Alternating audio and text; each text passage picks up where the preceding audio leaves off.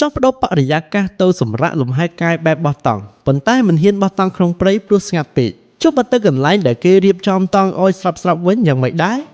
រូបនិទ្ធានមួយកន្លែងនៅក្នុងខេត្តពោធិ៍សាត់មានផ្ដល់សេវាកម្មទាំងអស់ហ្នឹងដែលធ្វើឲ្យភ្ញៀវមានអារម្មណ៍ដូចទៅបោះតង់នៅក្នុងព្រៃអញ្ចឹងរមណីយដ្ឋានធម្មជាតិលាយឡំនឹងការកែច្នៃបន្តិចបន្តួចមានឈ្មោះថាឋានសួគ៌ច្រកល្អៀងដែលមានចម្ងាយប្រមាណ170គីឡូម៉ែត្រពីក្រុងភ្នំពេញស្ថិតនៅភូមិបំណាក់ឃុំឈើតុំស្រុកក្រគរខេត្តពោធិ៍សាត់នោះដោយសារទឹកហូរពីលើកំពូលភ្នំអរ៉ាល់ខួបប្រាំងខួបវស្សានេះហើយទើបធ្វើឲ្យរមណីយដ្ឋាននេះមានភ្ញៀវទេសចរទៅលេងកម្សាន្តជាហូរហែ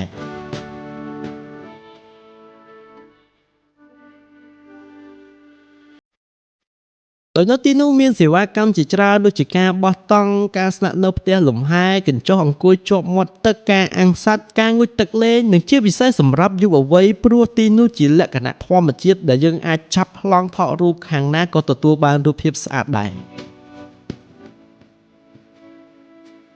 លើពីនោះរមណីយដ្ឋានក៏មានសេវាកម្មម្ហូបអាហារផងដែរដែលមានមុខម្ហូបជាច្រើនដូចជាមាន់ដុតម្ជូរព្រៃបុកបង្គាត្រីស្រែបំពងនិងមុខម្ហូបផ្សេងទៀតដូច្នេះបើសិនជាចង់ទៅបោះតង់ជាលក្ខណៈគ្រួសារគយគន់ទេសភាពមានមុខម្ហូបឆ្ងាញ់ញ៉ាំស្រាប់ដែលមានកន្លែងថតរូបស្អាតៗនោះយើងអាចទៅសាកនៅរមណីយដ្ឋាននេះបាន